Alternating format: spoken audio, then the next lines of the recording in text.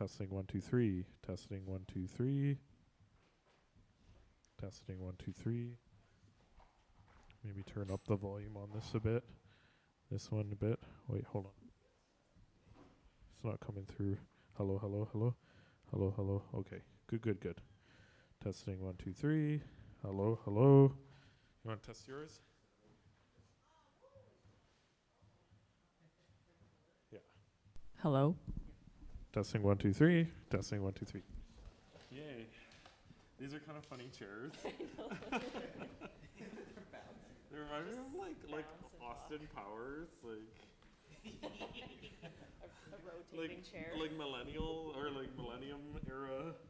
You can't even touch the ground or like it's kind of hard. I know, they're so funny. I think you can actually lower them. You can lower them. Yeah, so like this. Okay, okay, I'll bring it up. Yeah. It counts. Yeah. Yeah. They're fun chairs.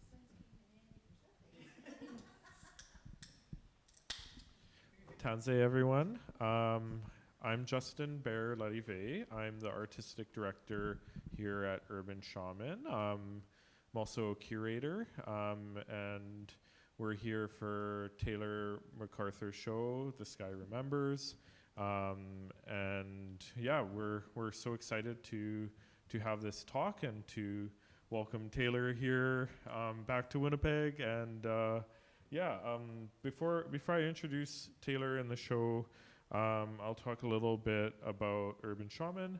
So since 1996, Urban Shaman has been committed to serving the needs of emerging mid-career and established artists. We do exhibitions, associated programming, workshops, residencies, curatorial initiatives, and we focus on increasing exposure for artists on a local level, national, and international level so they can thrive in the broader arts community. I'll do a land acknowledgement. So Urban Shaman, we're situated in the Exchange District in Winnipeg, Manitoba. It's the territory of the Innu, Anishinaabe, Dene, Dakota, Ojibwe, Métis Nation, and also who's often left out is the Nakoda, or Assiniboine Nation, and so Taylor's from Nakota Nation. They're often left out, so it's nice to have that connection here, part of that show, part of this show. Through the number treaties 1 to 5 Manitoba Act, our nations maintain legal ownership over this land. And as signatories, it's a responsibility to return to the original intentions of the treaties, which is sharing the land and also respecting the land and water and the animal nations. And those are really the original treaty signatories, where we agreed long ago that we were going to protect the land and water together. So I would just like to thank our funders. We have Canada Council for the Arts, and this is a very tech-heavy exhibition. So we have 14 projectors. We have Mad Mapper Minis. We have VR equipment, and we could not have done that without the Canada Council's generous equipment grants and their new equipment subsidy. So we just want to thank them for really allowing this show to happen with that equipment. We'd also like to thank the Manitoba Arts Council, Winnipeg Arts Council, Winnipeg Foundation, United Way, and the Independent Media Arts Alliance. Could you turn down the speaker a little bit? Hello. Still a little high. Okay. How's that? Okay. And our partners Video Pool, we wouldn't have been able to do this without also the generous support of Video Pool as well. half the projectors, half the equipment comes from them. So we'd just like to thank the team there for always helping us out whenever we have tech needs. They're amazing, and SignSource for doing our printing at very short notice. And then I would also like to thank the Urban Shaman team. So Debbie Keeper, Director of Operations, Teo Pelmis, the preparator installer, who worked really hard to get the show up. Jonathan Ventura, Outreach Coordinator, who also really assisted with the tech install. We'd like to thank Niná McArthur Big Eagle for the Nakoda translation. You know, our language keepers are so important, and we at Urban Shaman, we want to move in a direction where we really focus on language in our shows, and we're not quite there yet to have everything translated, but to have someone work on our translation, and someone who's family with the artists, it really means a lot to us to have taken that time, and for you to have reached out to your auntie and made that happen. It's a really big deal. So I just want to say thank you to Juanita for taking that time and that gift of language for this show. I'd like to thank Colton Smith. He's our virtual exhibition resident, so he's right there running the live stream equipment, and he's amazing and also very technological, so couldn't have done this show without him either. James for projection mapping, and Marco Mueller for assisting with installation. Everyone came together to make this happen, and I love that it's a family initiative too. So so to introduce Taylor, Taylor is Nakota Pheasant Rump First Nation. She was raised in Southwestern Manitoba, currently residing in Montreal, Quebec. She's a current Computation Arts Specialization undergraduate student at Concordia Fine Art. She's an award-winning artist, has worked for years in 3D animation, game design, 3D video, and her practice is informed by Indigenous Futurism, and connecting with her culture, and having modern and future visioning. It's just been amazing to work on this project with Taylor at such a scale and such scope. Maybe I'll let you introduce yourself too a little bit, and talk a little bit about what brought you here into the show and how you're feeling about everything. So, Hi, everyone. Is it on? It's just really quiet. Is that a bit better? Okay. Hi, the whole crowd is pretty much my family, so it's really nice to see you all. And it's a little too loud. Okay, I think that's better now. So as Justin said, I'm currently living in Quebec, studying at the Computation Arts, also trying to practice art at the same time of that. I've been doing this for about 6 years coming up on now. I think I started doing digital art in 2019 after I graduated from Assiniboine College in Brandon. I kind of learned a whole different range of skills from web design, some animation, 2D animation, video editing. Actually took the same program that Colton here also has. And I think it was in my second year that I really found that I just gravitated towards 3D. I don't know what it was about it. It was because I had never really worked much with computers prior to 2017. So somehow 3D just pulled me in, and I got inspired actually by the artist, what was her name? Amanda Strong and Bracken. So my mom and I actually went to Saskatoon, and we were in the Wanuskewin Heritage Park, and then there was some dioramas from Amanda's stop motion in the gallery, and then there was some 3D art from Bracken, and it was really like inspiring to see, and that was something that really kind of opened up my eyes right away to this whole new world. And then so when I came back into school, I was just drawn into it, and I started expressing this interest with my teachers, and then they started kind of guiding me, getting more into 3D. So that's where it kind of really started off with. Yeah, that's like amazing that like you've been in it since 2017, because that's like you're like so new at it, like, but also like the body of work that you've made is so big and so impressive in that time. And like having like some of your earlier work, like from 2001 in the show too, I guess it's not earlier, but like, you know, that's still like a number of years ago, like in this show feels really nice to have like a whole scope of timeline, and yeah, to see the way that your work has like really progressed too over the years. It's really impressive. Let me get on my questions here.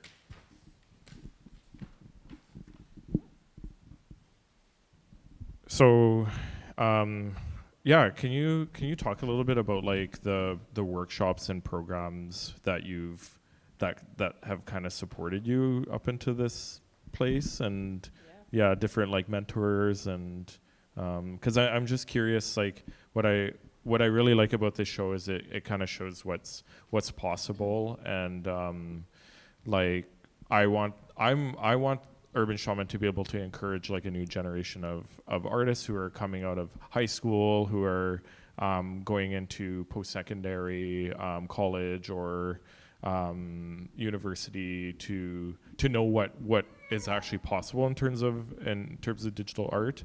Also, like this show is amazing because like you've produced this work in a short period of time, like while you were in school too, right? Yes. And so this is what's possible when you are getting an education in digital media. So I'm just curious to learn a little bit about like the mentors and the programs and all that. Yeah, I guess I can start off with like it helped teach a lot of workshops over the past couple of years. So I did some here in Winnipeg with Video Pool. I did some while I was in Brandon. Also during like the time of COVID, I did a lot online with this organization called like Connected North. So it was like virtual, and I would just talk for about an hour to the classroom, and I would share like my different artworks with the students, and they were mainly like in remote communities in northern Canada. And it was really nice because there was like a range of like either young or like high school students, but I actually found out the younger grades were actually more like receptive. They were very open to like asking questions more, like they engaged more than like the high school students did. So it just made it feel really nice, and I really enjoyed that. And as much as I like don't like public speaking or being on the spot, I try to do it because like I've loved art for as long as I can remember. My mom knows this. Like my report cards I was always in trouble for drawing, not paying attention. And I really, really loved art. Like that's all I ever wanted to do. And I wish I had kind of maybe seen a little bit more like with like Indigenous artists, because I didn't even know this whole world was out here when I was younger. I never seen any like Indigenous tech art, anything like that. And then so when I do these workshops, I really try to show and hope that I can kind of pass this on to hopefully inspire some like younger students, and maybe that's something they need. So I really actually enjoy teaching the workshops. I'm still doing it now, even where I'm at in Concordia. So I'm working at a research lab. It's underneath Jason Edward Lewis and Scowanati. And so we just teach a lot of different workshops there, mainly in Ganawage, so the closest reserve, and then also up north in Quebec. Got to travel all around the world with that. And so I think with that, I've actually learned a lot being there with Jason and Scaminati. I've learned a lot from them. I feel like it's kind of helped push me out of my comfort zone. So it's something I really enjoy doing. And I forget the other part of the question because I just talked about that forever. Usually my questions like include like 5 different questions. Like, yeah, like that's kind of what was curious about is like the, yeah, like how being in like working under mentors and stuff and like working in educational institutions and stuff and like having those opportunities has like kind of helped you like like reach the point where you are now. And if that's true, you know.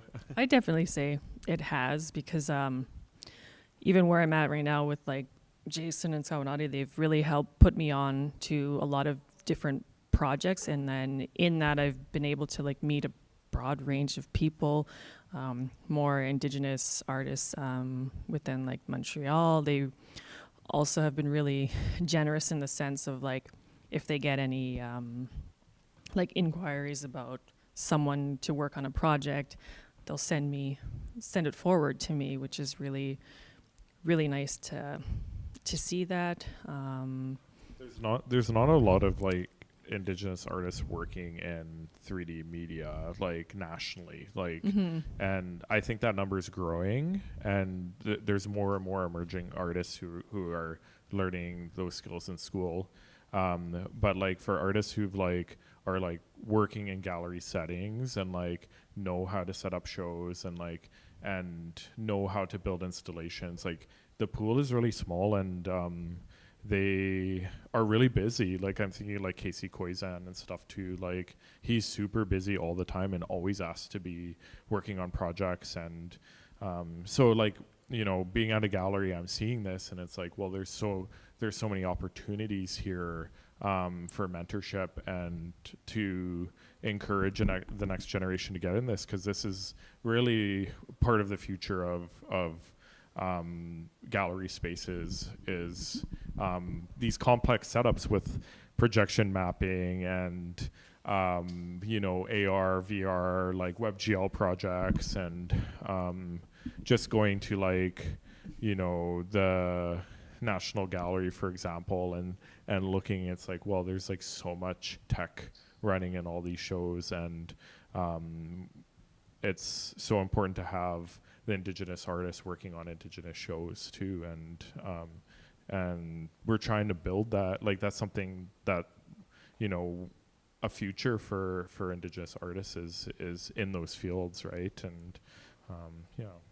I want to give a big shout out to Casey, because Casey always puts me on to projects with him. He always like invites me into that. I kind of just forgot because like I'm not living here anymore in Winnipeg. So yeah, it's really nice.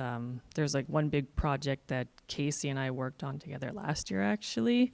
And we worked on a film together, and it was called North Lore, where half an hour of this documentary was like animated.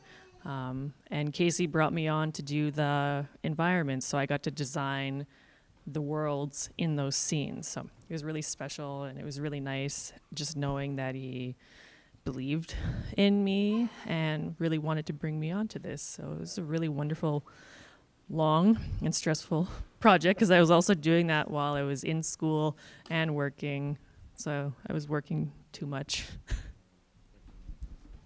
Yeah, I mean, maybe that can bring me on to one of my other questions then. It's like, so I'm not sure how far along you are in school, but like what's your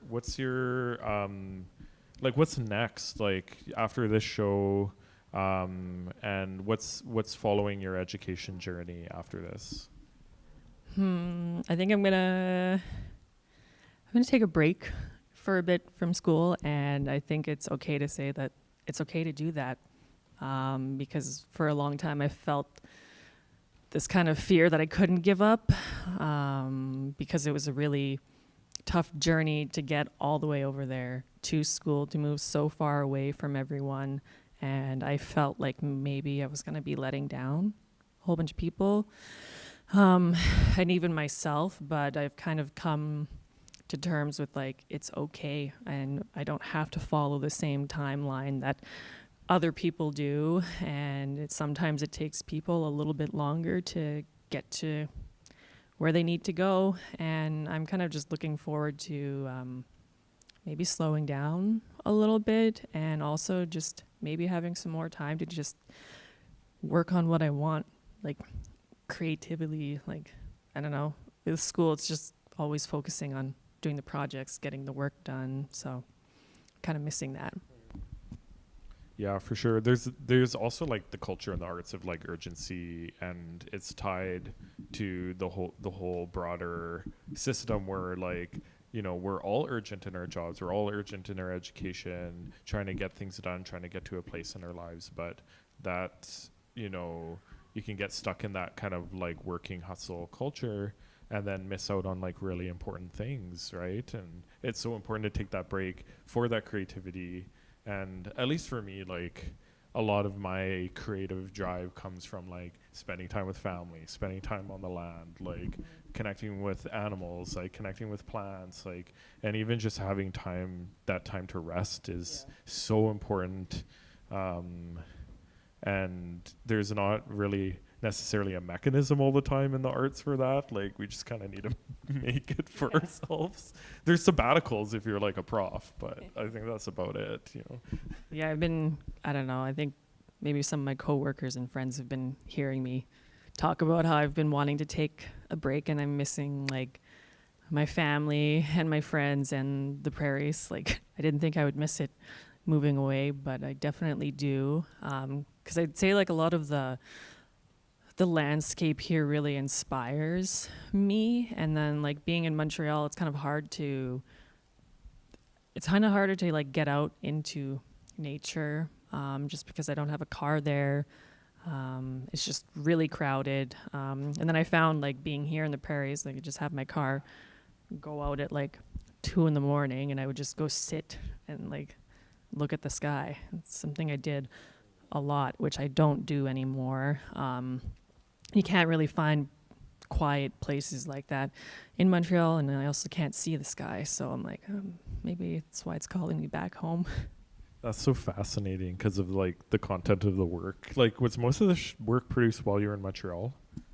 No, I don't think so. I'm just trying to look around the room. I'd say maybe the one with the 3 figures, If Time Could Listen, was the one that I actually made in Montreal. Yeah.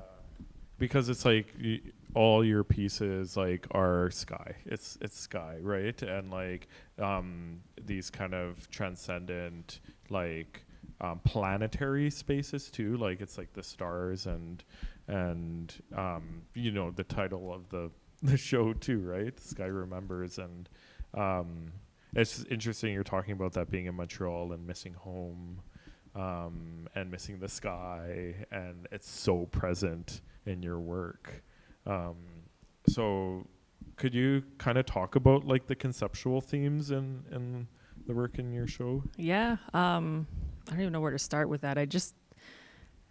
Each piece, I guess, kind of I get a lot of inspiration from dreams. Like I've said this like multiple times to multiple people, but like honestly, for as long as I can remember, I've had very vivid, like intense dreams where like I can see like it looks so surreal, and I use that a lot as an inspiration. I noticed like just on like reflecting, a lot of the dreams that I had were very like sci-fi like, and I didn't understand that for quite a long time. I couldn't understand why I had such these like crazy dreams where like, I don't know, aliens were coming down. It sounds crazy to say that out loud, but it was just like sometimes like completely different worlds that I would be in that felt very like familiar but not in some aspects. And then so I used that as like sort of an inspiration because it was like some crazy things that I would never see in real life in my dreams.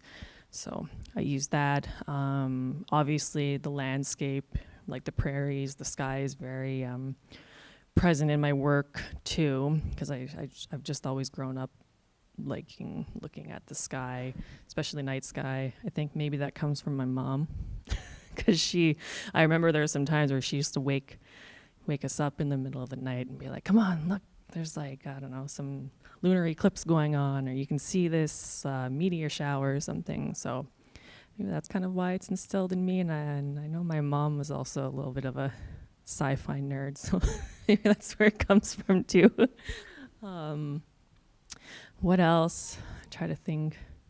Well, for me, like what's coming up is like the roots, like in at least in Cree culture.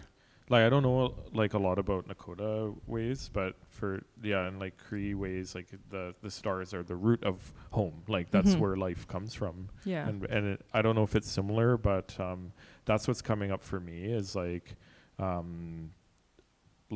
the stars kind of being like there's such a spiritual space, like a physical space that has some sort of metaphysical quality to them. And I don't know if that's like some of the themes that like these spaces in your work, like are they existing in like a metaphysical space, or? I'd say like I'd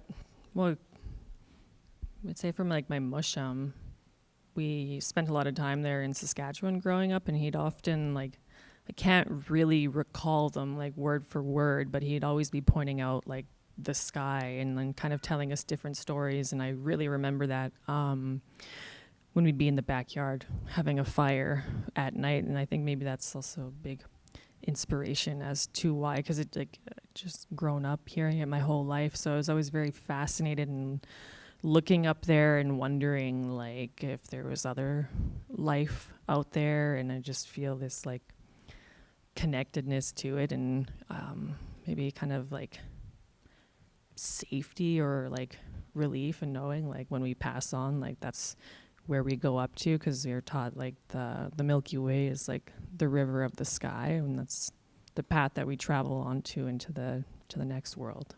So it's a really big inspiration. Do you want to talk about the berries?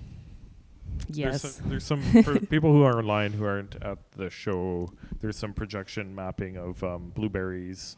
Saskatoon berries. Oh, they're Saskatoon berries. Okay, yeah. Yep. Okay. Yeah, they look like blueberries, but yeah, they're actually from the piece there. If Time Could Listen, so the one with the three figures of the women, and that was inspired by remembering going berry picking with like my mom and either some of her cousins or my aunties when we go down to either like, I think White Bear. That's where we did all the berry picking. And there's lots of Saskatoons there, and it was just like, it's just a nice memory to have. It was like a really wonderful time where it was like maybe just me and my mom and her cousins, so just like women all together picking berries. I also didn't pick very much. I pretty much ate all the raspberries and the Saskatoon berries all the time. So that piece is kind of just like pulling from like reminding me of home and just some nice memories. So yeah, like If Time Could Listen, it's you and your mom and your grandma in the.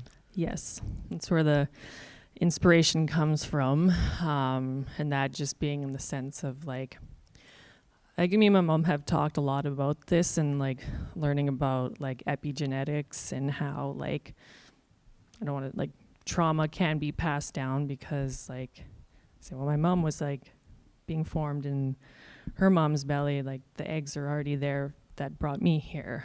So we're all tied together in some aspect. And then there's been some similarities in our lives that we've talked about too, different experiences that we've had that have all been the same. And then we have, everyone wants to always like, I guess, do better and want what's best for their kids. So that's what this piece is kind of alluding to. Yeah, I thought it was really nice, like the piece in C Magazine. Who wrote the article in C Magazine? Tristan Sauer. Yeah, Tristan Sauer like wrote a really nice description in C Mag. So for those of you online, you probably can't see the work from here, but there's a piece called "If Time Could Listen," and it's available in C Magazine. I can't remember the issue. 160. Issue 160, perfect. And you could also access that online, but it's an augmented reality piece as well, so you could actually see the Saskatoons on your phone as well. So check it out. But yeah, the piece in there was really nice, and I liked how like you shared that it's, you know, at least like with epigenetics too, like there's things that we inherit, but we also have choices. And I really like that, like even in my own journey and like thinking about my family and stuff, it's like these choices are actually quite beautiful to be able to take the things that we love and we care about and that really help us grow and you know, leave the things that we don't need, right? And move on into the future in that way. So for me at least, that this piece was like really impactful, and it felt nice that it's kind of like a major theme of the show too, like it's carrying beyond those pieces like into really the center of the space as well. So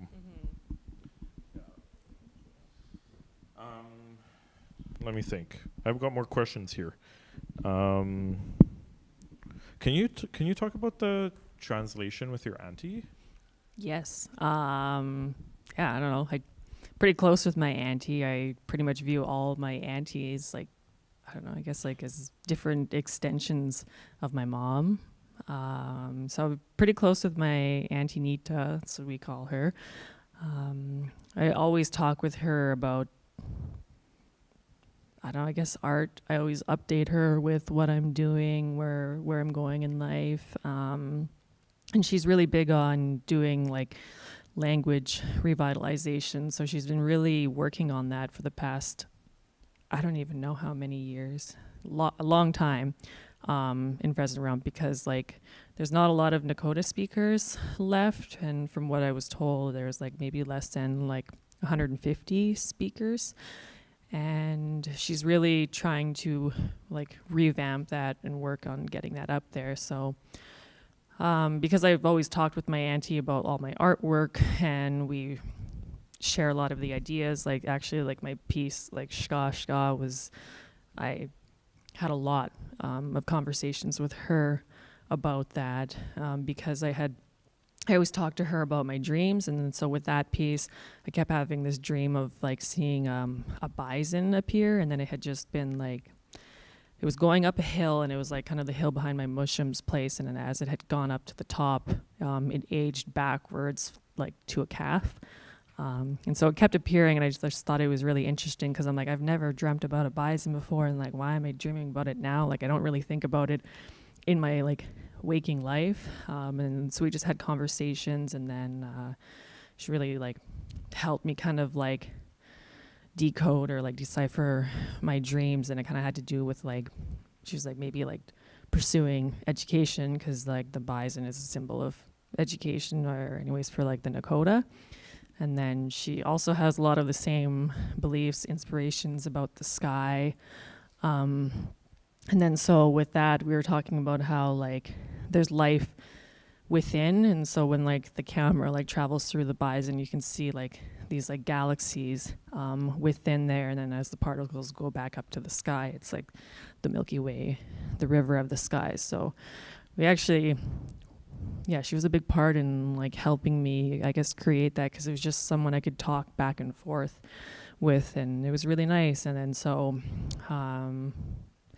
just over the years, like I just keep in touch with my auntie. We talk on the phone for hours at a time every once in a while and just catch up. And then so she's known about this show being on for quite some time, and she really wanted to be here, but I think she actually has to travel to Quebec on Monday for something. And then so I had just reached out to her and then asked her if she'd be able to help with this, and she said yeah, because it would be really important to actually see like Nakota up in writing, because it's not a like I don't know, not a language you see a lot of. Then, like you had mentioned before, even like a lot of people don't know about Nakota and like growing up. They're forgotten about here. Yeah. It's like, but also it's like the Assiniboine River is like such a, everyone named talks after. about it. It's like, you Yeah. know, it's kind of wild. Yeah, like everyone, when I would say I was Nakota, they're like, "You mean Dakota or Lakota?" And I'm like, "No, Mom said it's Nakota." So it's nice, like to be able to like have it up in writing and seeing it. It's really powerful to see, and I'm really happy that my auntie was able to help. She actually mentioned that she got help from, I want to say, Pete Bigstone. So he's also another Nakota speaker on Pheasant Rump here. So he's been kind of teaching her over the years, and then it's nice because she's also been teaching her kids, so my cousins, and they can actually speak like a fair amount of really good Nakota. Wish that I could. So it's really wonderful to see, and I'm just happy to kind of have my family included in this show, and it just feels really nice because like, you know, we're just a big family that all loves each other. Yeah, we were so lucky to have Juanita help with that translation, because we couldn't have done that like on our own.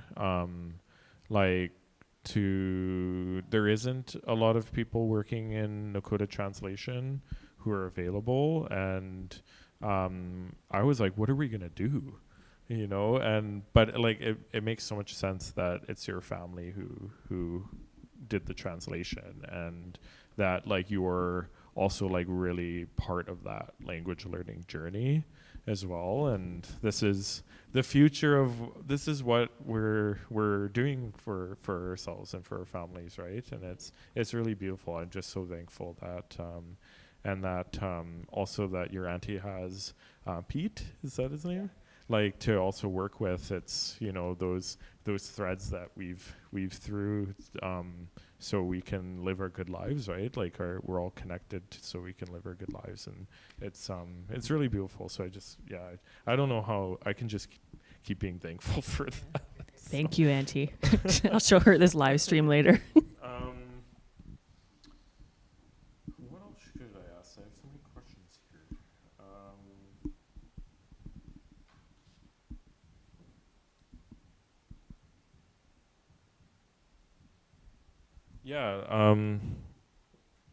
What can you talk like a little bit about the heart themes?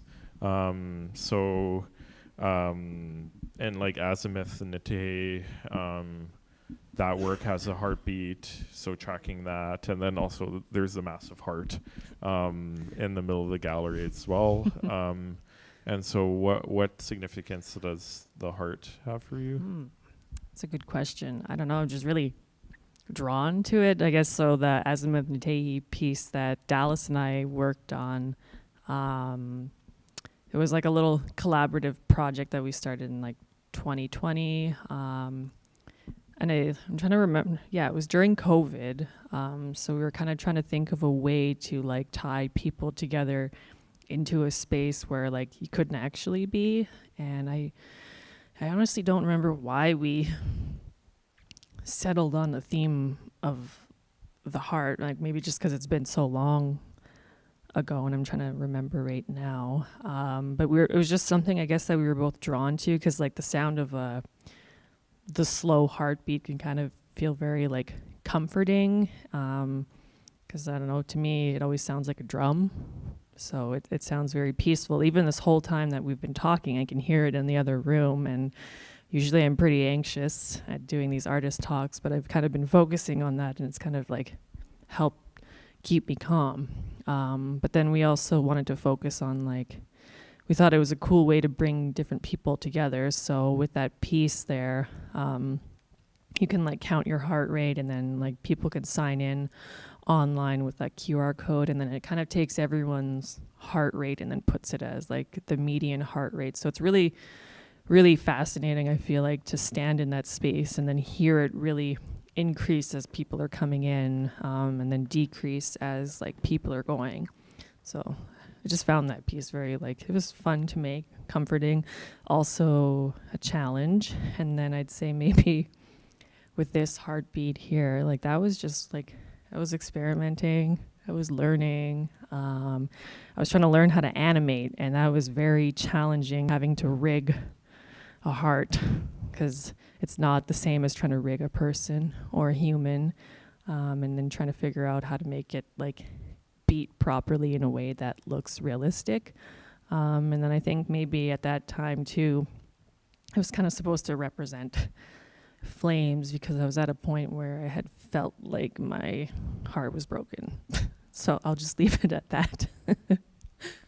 Yeah, the heart piece, Untitled Heartbeat, that one stood out to me years ago, like when you made that. And it's just been somewhere in the back of my mind. And like when we did this show, I was like, where's the heart? Where do you have that heart file? You're like, I don't know, like somewhere.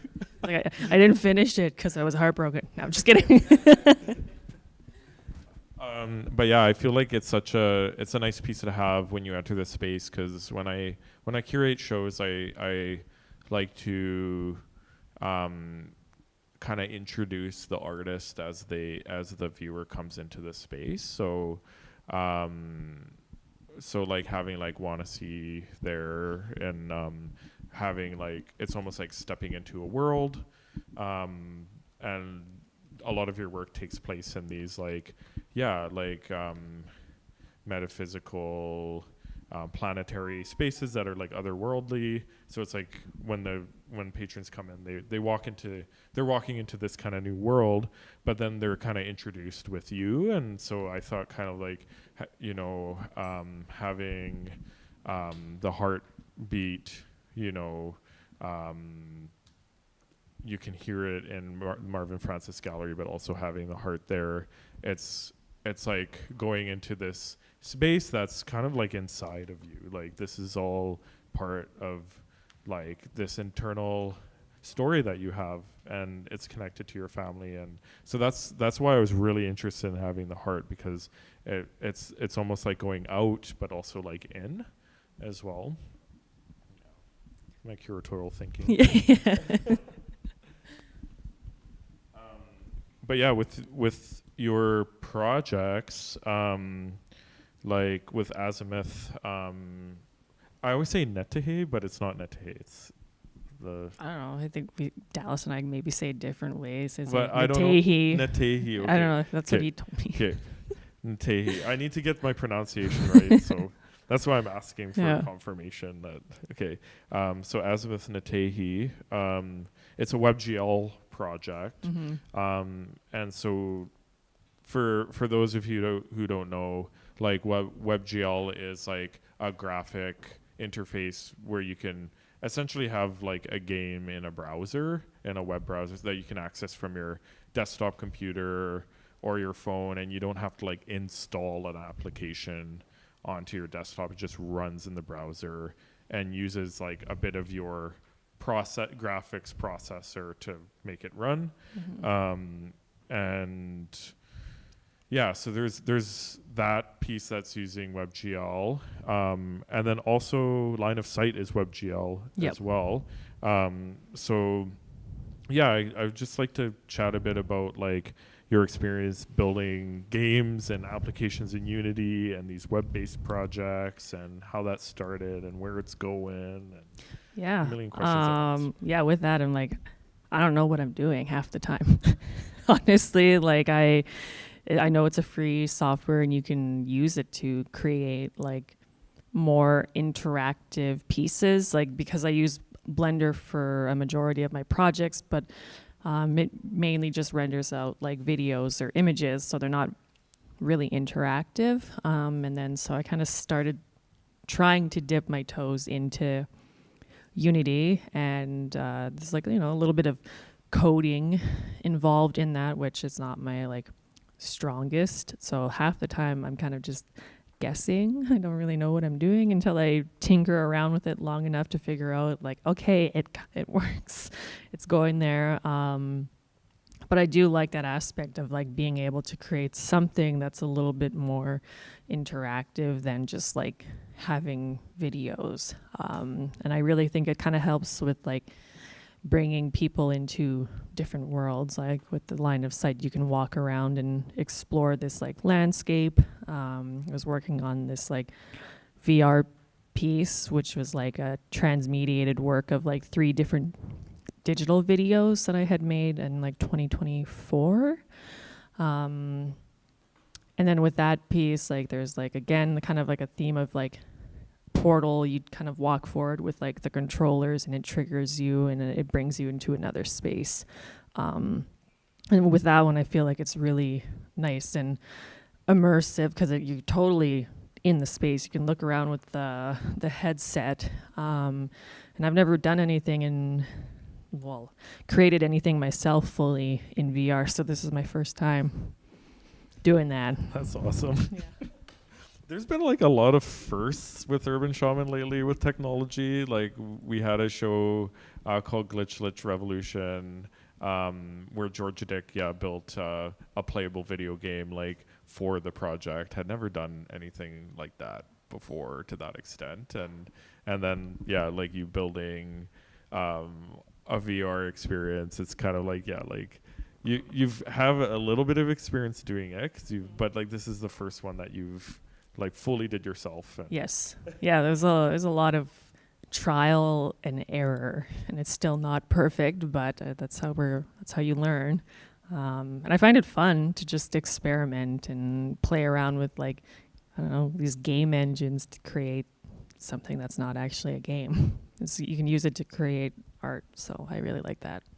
Yeah, like we're lucky to have like this VR experience for this show, and like I'm again like part of the reason I wanted to have Taylor here at Urban Shaman is because I'm really interested in working with youth and working with schools and having the opportunity to experience things that you don't really get to experience all the time. And this show has so many different, like with the VR mapping as well, like, or not VR mapping, the projection mapping in a number of pieces, WebGL games, and having the VR piece really adds to this show. And I think it's going to be so exciting for participants to experience that. So I just want to thank you for like putting in the effort to like do that. Yeah, because like that wasn't the original intention to have that like part. You're like, I'll just do it, I'll build it, and I just made it more stressful on myself as usual.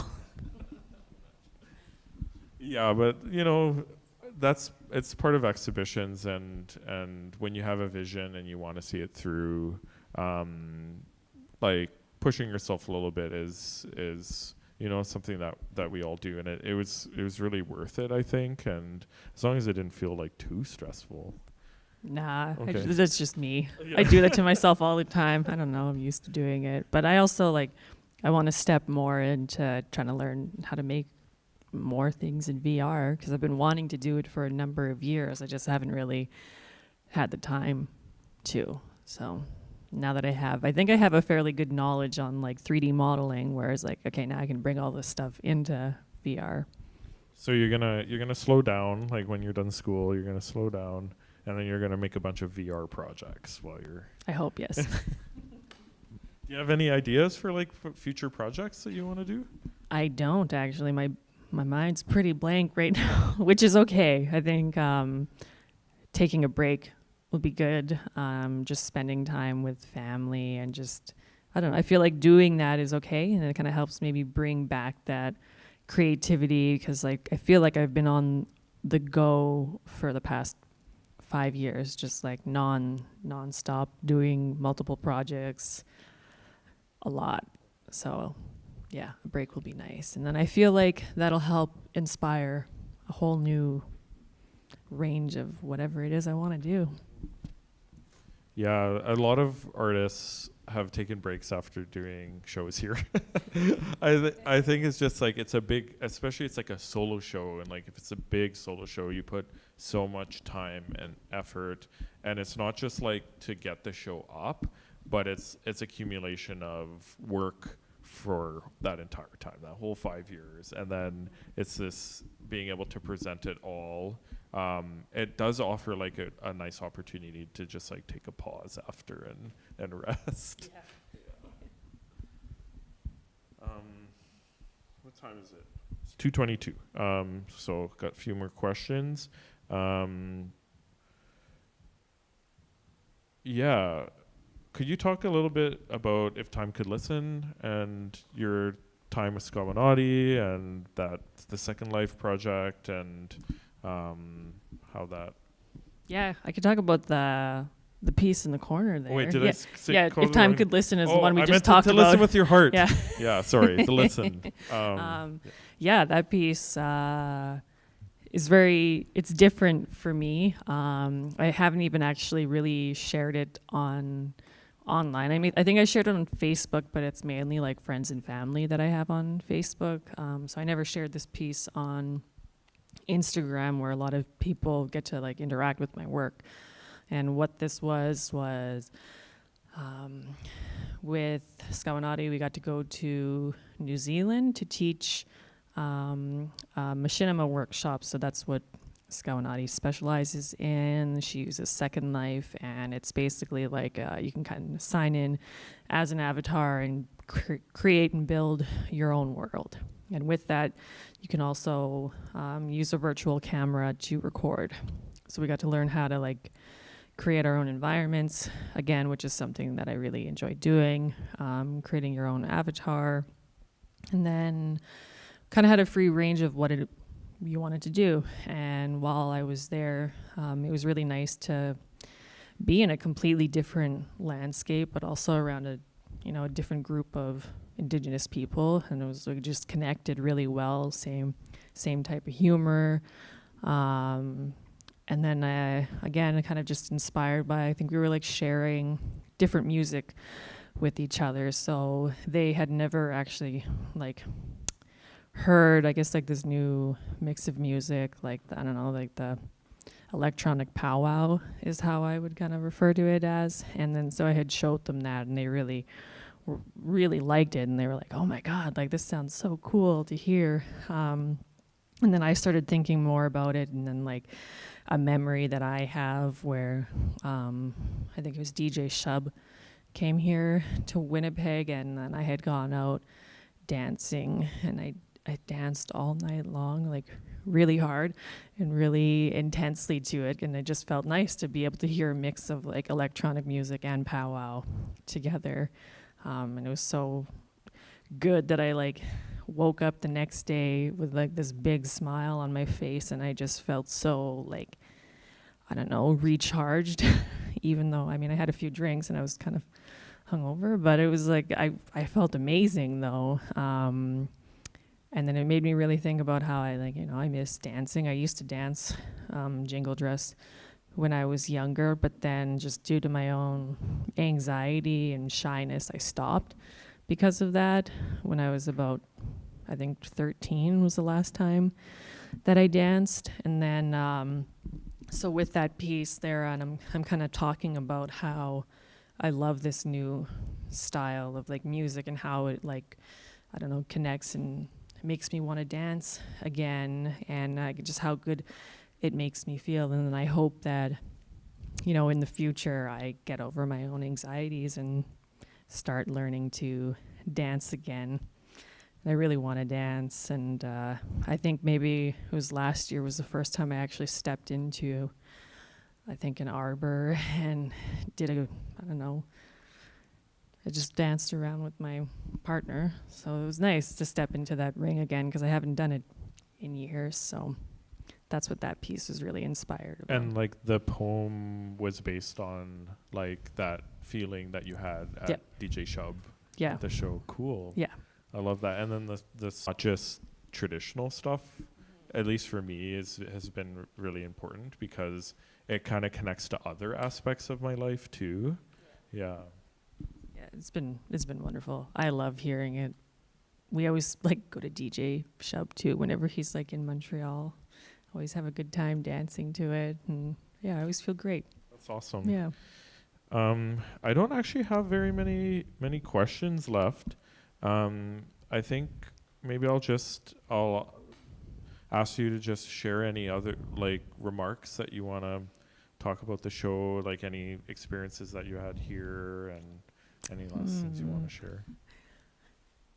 I just want to say maybe that this was like a really wonderful experience, and like thank you for bringing me on to this to have my first solo show. I'm still in awe and like seeing it all in one space together, because it's pretty much just lived on my computer screen, and it's nice to see it in a totally different context, and like, yeah, it's just wonderful. And then there's also this whole experience has been a learning experience for me, and seeing how this whole process goes and how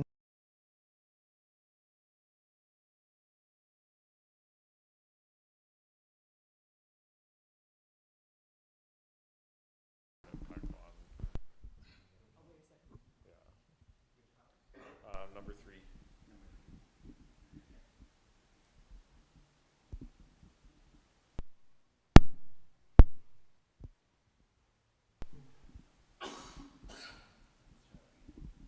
hello, yep, it's working. Yeah, I just wanted to say it's been a wonderful learning experience, and how you have really gone over the whole process and explained how this goes, because I had no idea how any of this goes or Neither how. did I. Okay, so we're both just learning, but it's amazing though. And then like I don't know, the whole team here has been wonderful to work with, and it's really nice to also see how you guys all work together, and it made this whole process feel, I don't know, I don't want to say easy, because it wasn't easy, but it just like comfortable. I felt very comfortable talking with you, and then everything else with this show. Yeah. Thank you so much. We're trying. Like, I'm a new curator too. Like, I've only been working as a curator at Urban Shaman for like the past year and a half. So there's like so much. There's so much to learn, and like based on the past year and a half here, and then also like time working under Blair Fornwald at School of Art Gallery. I've learned a lot of tools and like ways of planning shows. But this show was a huge learning experience for us, for all of us, because this is like one of the most tech heavy shows we've done. And we had Melissa Johns here for Hand Me Downs, which was also a very like tech heavy show. But Melissa like had like a lot of the work in that show also in like other exhibitions, so she kind of had the systems figured out and like packaged. And what I want to be able to do at Urban Shaman is like be able to produce tech like focused shows, and have artists who haven't done that before on a bigger scale, and us having all the tools and resources and skills to be able to do that. And so this was like one of the first shows that we've ever actually like done that for me, at least for me. Like Urban Shaman, Dana's has programmed lots of tech show. Dana Warren, who's the previous artistic director, and I think for me, I was so inspired coming here as a young artist and seeing these like VR experiences in an Indigenous space with Indigenous artists. It was just so inspiring for me, and so I want to be able to keep doing that here. And it was a perfect learning opportunity for all of us to learn projection mapping, to learn how to make a WebGL application into a projection map. Setting up the VR stuff. Like there's 15 projectors, maybe more actually in this show. And and so now we have an idea of like what to do for next time as well. So I just want to thank you for like, showing up with all this work too, and such advanced technical work too, that like kind of allowed us to learn these things as well. Yeah, thank you. It's been wonderful. It's a great, like you said, learning opportunity. So you're gonna take a break, so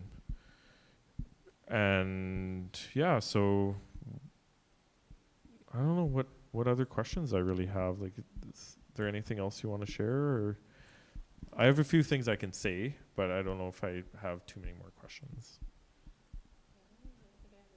Sorry, I guess I should speak in the mic, but I don't think I have anything either, so I don't know if Okay. people, I mean, it's pretty much all my family. Yeah. Before we go to questions, like, I just want to thank the Urban Shaman team for being so passionate and so skilled, and I'd like to thank Debbie Keeper as well for always making sure that the whole organization is functioning, and that we're getting our money, and we're balancing our budgets, and everything's functioning properly, because without that, we also wouldn't be here. I really want to thank Teo Pelmish for installing this show and really going above and beyond with his dedication and his creativity as well for installation.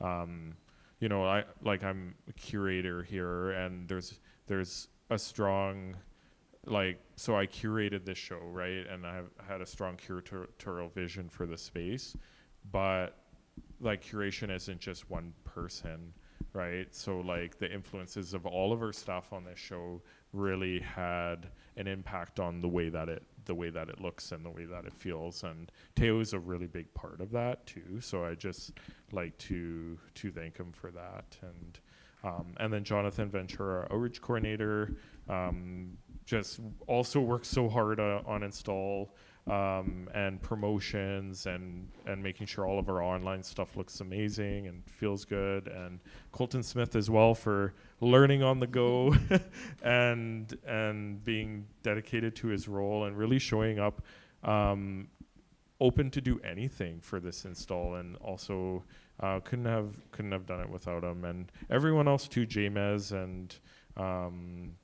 so yeah, I'm just excited to move forward with this show and start welcoming in schools, welcoming in patrons, and seeing the way that people respond to it. I think the reception was so cool because people had so many questions, and you can tell there's people who are working on tech stuff. They're working on 3D stuff, they're working on application stuff, and they're asking really specific questions. And that feels good because one, just learning about this show, I can answer some of them. But it means that this show is getting people's minds turning and thinking about their own projects and where they can go with that. So yeah, I think we're achieving what we want to achieve with this show. So yeah, we can turn it over to the audience for questions. If you do have questions, we have a mic here, and this just allows you to be heard by the people on the live stream. So if you have a question, you can come up and ask it in here. So.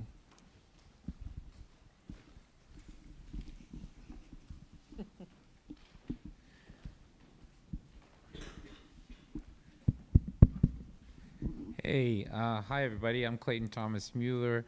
My question is, you seem like a super sci-fi buff, and obviously this is all about Indigenous Futurisms, and I'm just wondering, what are your root sci-fi inspirations? Maybe a couple of film titles, or was there a literature thing you encountered when you were little? What was it? Because my mom got me a subscription to this science magazine when I was 6 years old called Omni. Yeah. And I had that shit for years, and it just it was all about the future. So I'd say there's been a lot of different inspiration in that. One of them, same thing too. I remember my kokum got us a National Geographic magazine subscription for Christmas. Probably one of the greatest gifts we ever got, because I loved when those things came in every month, and I'd always read the different pages, and I learned a lot from it, from outer space. I also loved signing out books from the library. I would sign out 5 or 6 at a time about whatever topic it was. So a lot of it was space themed. I don't know why, I was just so drawn to it. I'd say for movies, maybe one of the biggest ones that I remember was like watching Interstellar in like 2014, and I remember after I finished that film, I was just sitting there and I just had to like, I was just sitting there stunned trying to process like what just happened, and I was like, wait, what? And I was like, there's a fourth dimension. Like I just couldn't process it, and I had to watch that movie a few times. So that really had like a really big impact on a lot of my inspiration. And then another one came from like this movie I had watched. It was called Another Earth, and it was like a parallel Earth. And then this girl in the film had like made some bad choices, and I think she was drinking and driving, had killed someone's family, and then so there's this parallel Earth that came up, and then she was writing for this competition to why she should get to go to this other Earth, and she won it, but then she actually didn't end up going, and then it was like, I don't know, the person or the father left of the other family actually got to go to the other side, and then the end of the movie was like the version of her on the other side came here to visit her, and then it just blew my mind because I'm like, well, what did she do? Like, why is she here? And I just had so many questions, but also at the same time, that specific movie was sampled in like this music group that I really like called Odessa,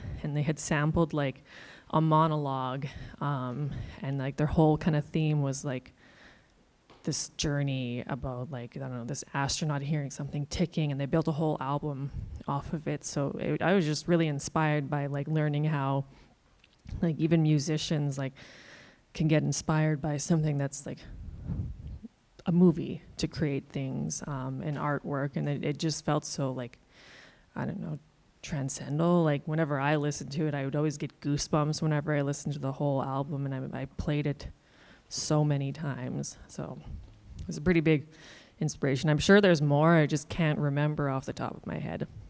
So, yeah. That like kind of having that other version of yourself in the like in a different universe, multiverse sort of thing, that really reminds me of like circles of existence too, and having the portals and the mirrors. And I think about that often. I guess I didn't really like elaborate on that a lot with that piece there too, because it was kind of, I'll quickly explain that. With the circles of existence, I was thinking about how, again, with the dreams that I have and how they're kind of all sci-fi. And then I noticed a lot of the times, like they seem really like familiar, but not at the same time. And then I woke up one day and was like, well, maybe it feels familiar because it's like me or whatever in another universe somewhere else that's not familiar to me. So that's what a big inspiration of what that was. Yeah. Nice. Yeah. I resonate with that sort of stuff too, the multiverse sort of. Yeah, for me, like even thinking about the spirit realm and stuff, like in terms of science, like I really like string theory, multiverse sort of stuff, because it feels like that sort of science feels so spiritual. Mm-hmm. Yeah, I totally love that too. Like even with the whole Marvel universe, I just love how there's like the infinite universes, and I don't know, I find comfort in it too. I don't know, that you don't just die and it's just, that's it. I don't know, I feel like there's something more out there. So yeah. Yeah, and it kind of makes me think of like the materiality of your work too, like the glass, and because you were talking about the glass, like, well, why do I put all the glass and mirrors and all that stuff in the work? And so I don't know if you want to talk a bit about that. Yeah, that was just something that I started like observing, actually like seeing it all together in this space. I could kind of see a theme of like, damn, I use a lot of glass, and that's like one of the trickiest like materials or shaders to work with in 3D, because it takes forever to render out.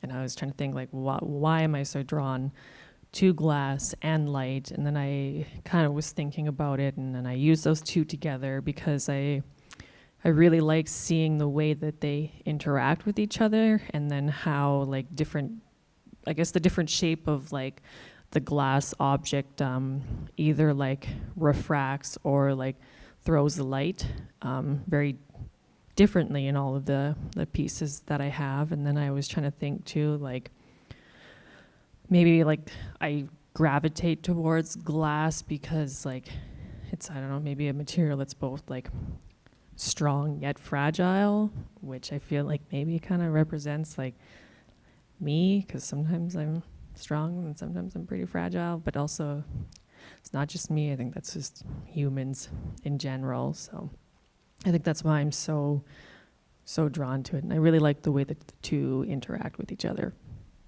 Yeah, glass is cool too because it's not solid either. Like over time, it ripples, and it's like, I can't remember the name.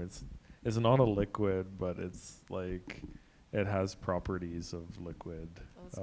That's cool. I didn't know that. Yeah, like old glass, like on like these buildings these windows at Urban Shaman too, they're all rippled because slowly over time the glass is like almost like melting. Like it's not melting, not from heat or anything. It's just slow. It slowly starts to ripple because it's like has a different property than like most solids do. That's really cool. I didn't know that. Does anyone else have any questions? Any more questions?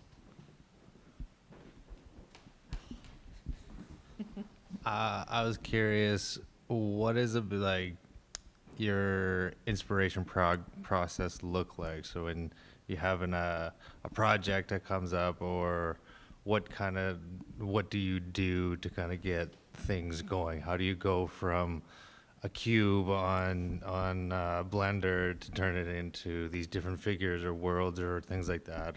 And what are some elements of like how you choose to create the landscapes of the worlds or anything like that? So I'd say the first thing with Blender is like you delete that cube and then you add it back in. I'm just kidding. No.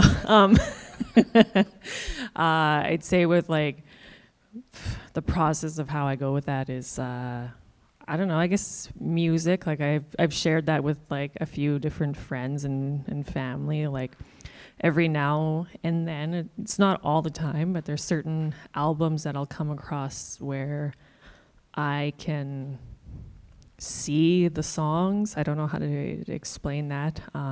Especially if I close my eyes, I can, I don't know, just see different shapes and patterns, and then it almost starts to kind of like morph into this world that I'm seeing. And then also it creates this like feeling of like euphoria almost like inside me, and I'm known for like hitting replay on a song. I'm pretty sure there's like sometimes where I played a song like 90 times in one day because I just can't get enough. But I'm usually then listening to it, like I'll start like either like writing or drawing or like tinkering around on Blender. And like I really like that process of like being able to like put my headphones on and just listen to music and then start playing around inside Blender. And I don't really know what I'm doing half the time. I kind of just start, like I said, shaping that cube, and then all of a sudden like a couple hours or maybe more than a couple hours have passed, and then there's something in front of me. Like this piece here in the corner was like something I had started a few years ago, and I just was playing around inside Blender listening to music. So I feel like music is a big inspiration in that process. Like I said, being outside, being able to see the sky also really helps. Yeah. Can you make a playlist for the exhibition, like that we can release on social media? Like Taylor's, oh my like, God, playlist? yes. I've been wanting to do that. I mean, I used to love making playlists for like my CDs that I would get burned. Let's burn a CD. Oh my God. Take home CD. Yeah. Yeah, Taylor's mix. I'm down for that.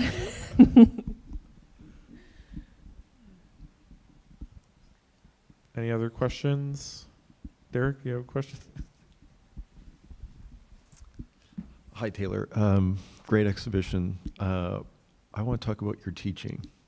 Since I'm a teacher and I took a workshop with you that was fortunate enough to take with you almost 2 years ago at our video pool. Yeah. I'm a person that teaches drawing and painting, and I've kind of self-taught my way into some of the technology, and I'm not very fast at it. I'm very slow at learning this. You, on the other hand, are exceptionally fast at it and are quite modest about it. And I just remember taking the class with you and thinking about how kind and patient you were.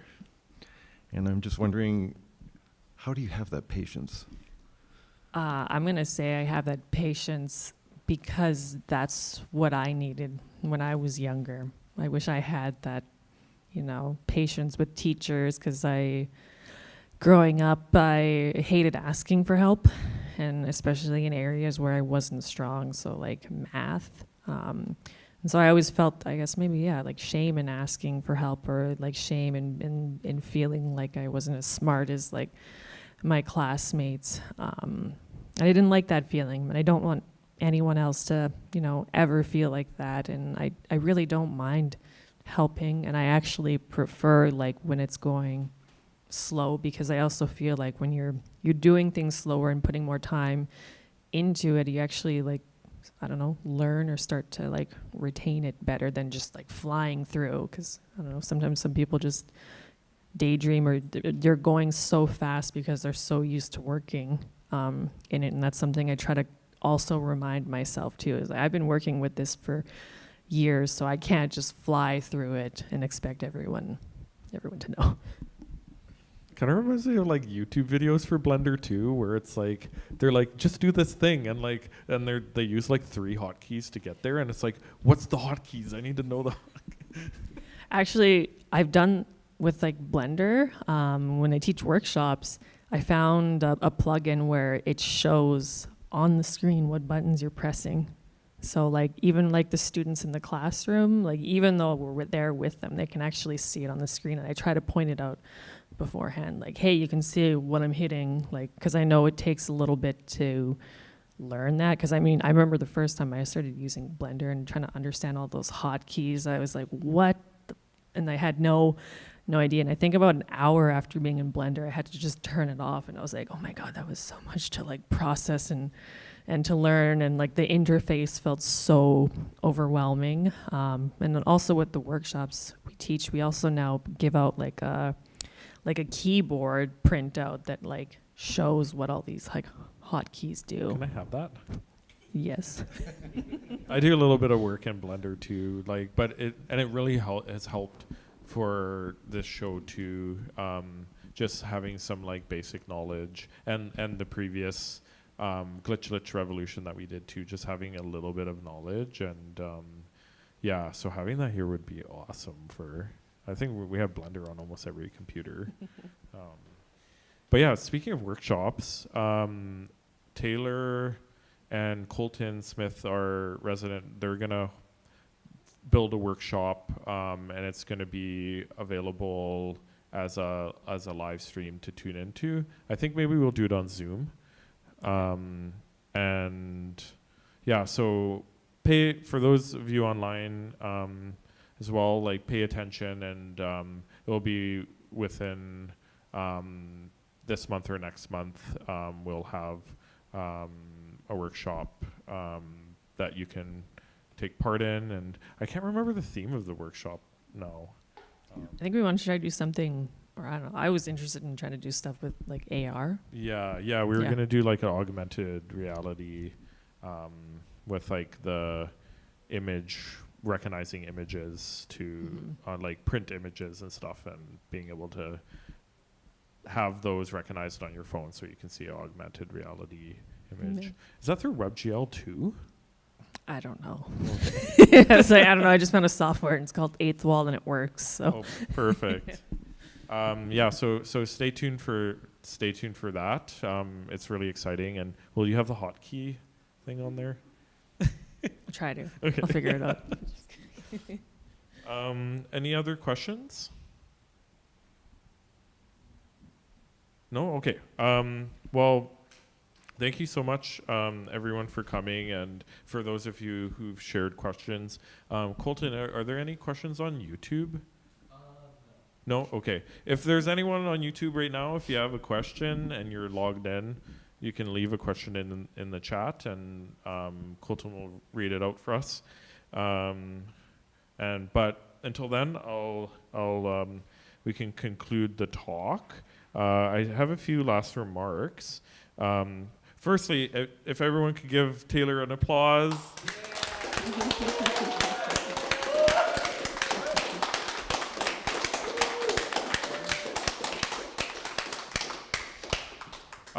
Yeah, thanks again for being a part of this show. And there's not very many exhibitions left for this location for Urban Shaman, because we're moving into a new building next summer. So to be able to program like such an amazing show in this space, and to have this build another memory in this space, it really means a lot to our team, and to me as a curator. And it feels great to be a part of this and to have like such quality work here. So Thank you.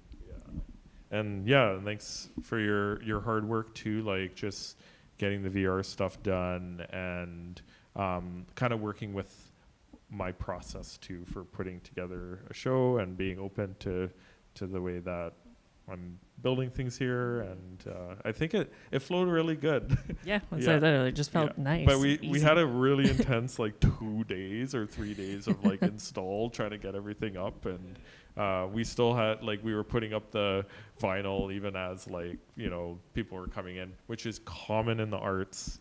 That happens at every Yeah, it's exhibition. all artists. Yeah, it's just the way it is. But yeah, and so thanks for also working really hard on that install. And thanks everyone for attending. The exhibition runs from October 17th to December 13th. We also have a virtual exhibition, so that'll be ready in a few weeks. So for those of you who are tuning in online, you can see the exhibition from your web browser at urbanshaman.org. And we're also booking tours with organizations, schools, school groups, community organizations. So if you're interested in coming for a tour, email Jonathan, our outreach coordinator, Jonathan Ventura, at outreach@urbanshaman.org. And then a recording of this talk will also be available on our YouTube channel right away. So thanks everyone for coming, and thank you, Taylor.